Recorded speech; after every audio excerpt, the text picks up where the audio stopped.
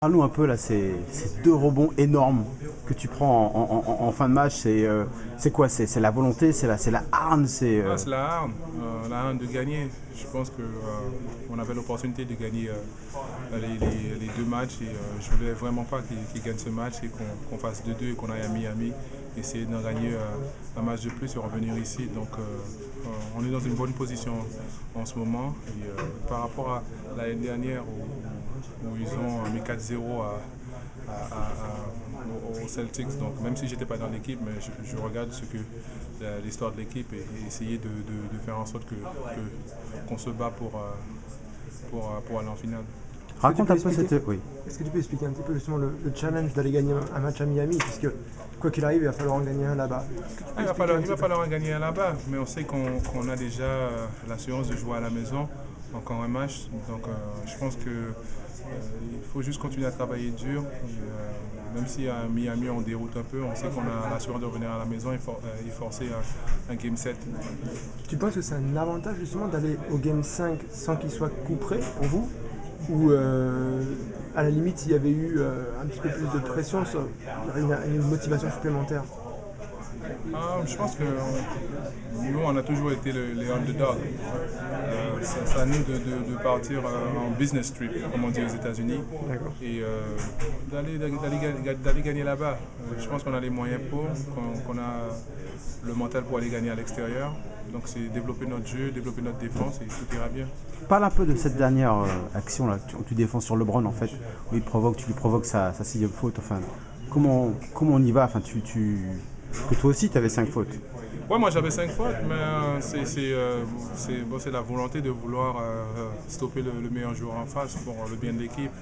Et puis bon, moi je suis resté derrière lui, il a voulu me poster, et puis bon, c'est venu tellement vite que j'ai cru que j'avais été. T'as cru que c'était pour toi au départ?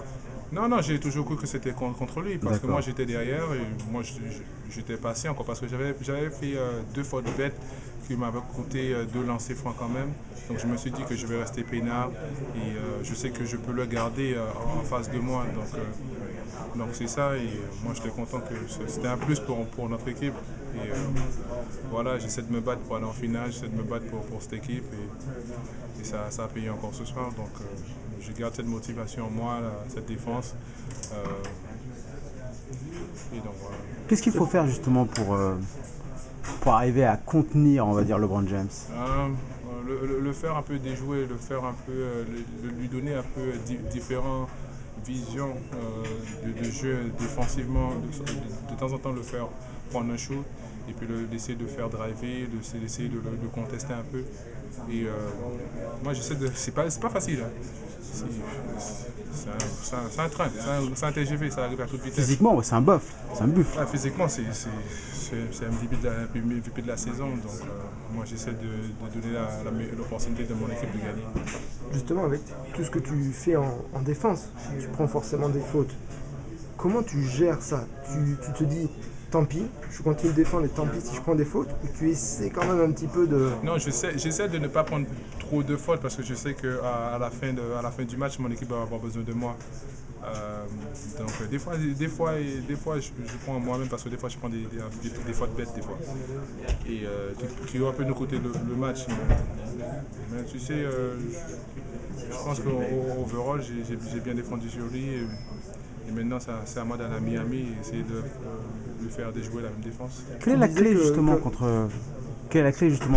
Miami? Quelle est la clé? Qu'est-ce qu'il faut faire pour...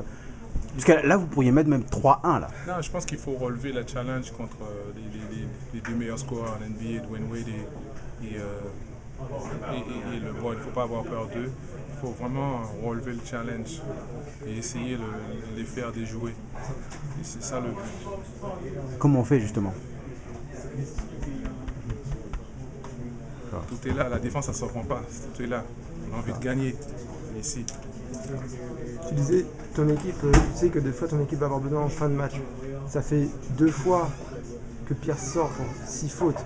Tu connais ton importance à ce moment-là du match. Comment tu abordes ces moments-là? J'étais en Chine pendant un mois. J'ai appris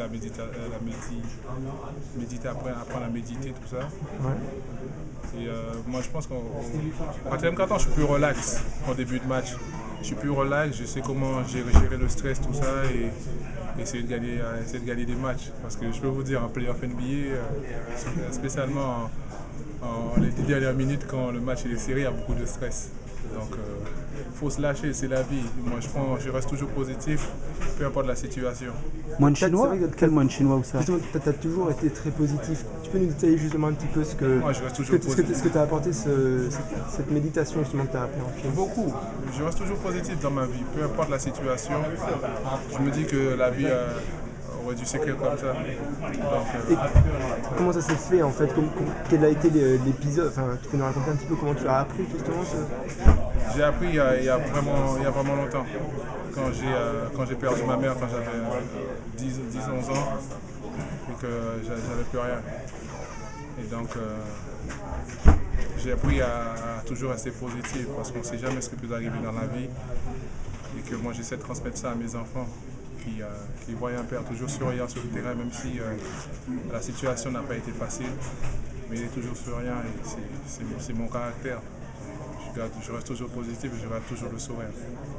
C'est vrai qu'on sent un petit peu un sens de responsabilité chez toi et je t'ai déjà posé la question. Est-ce que dans cette équipe, comment tu évalues justement tes responsabilités ici?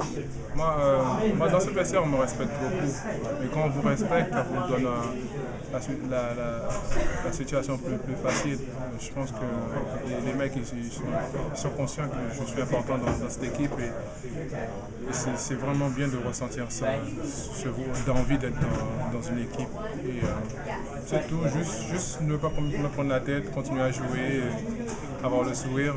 Des fois la situation va faire que tu n'es pas dedans, ça rentre pas, il faut toujours positiver, c'est la vie.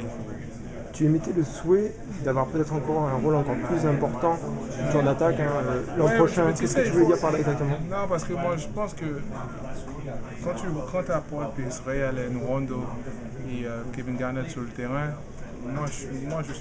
je sacrifie mon attaque. Peu importe ce qui s'est dit il y a longtemps. Moi, je suis là pour gagner. Moi, je veux juste gagner. Moi, le plus important à 30 ans, après 10 ans de carrière en NBA, c'est de gagner. Pour moi, c'est de gagner partout où je veux jouer, c'est de gagner. Le plus important, c'est de gagner ensemble. C'est ça ma mentalité. Vivre des choses ensemble, gagner ensemble.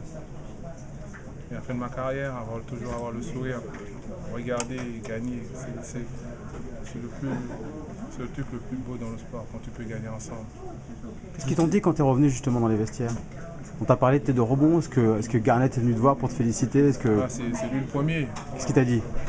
Non, on a des trucs qu'on fait dans le vestiaire et on a la façon de se serrer la main, qu'on se respecte. Et il me ressemble beaucoup, je lui ressemble beaucoup. C'est pour ça qu'il a voulu mon vestiaire juste à côté de son vestiaire. C'est pas pour rien, donc à la fin ça paye. Il faut juste continuer à travailler et ça ira. C'est quoi cette handshake? Ça ressemble à quoi? Ça ressemble à... C'est compliqué à faire? Deux frères. La handshake ressemble à deux frères? Ouais, deux frères qui veulent se battre pour le bien de l'équipe. D'accord.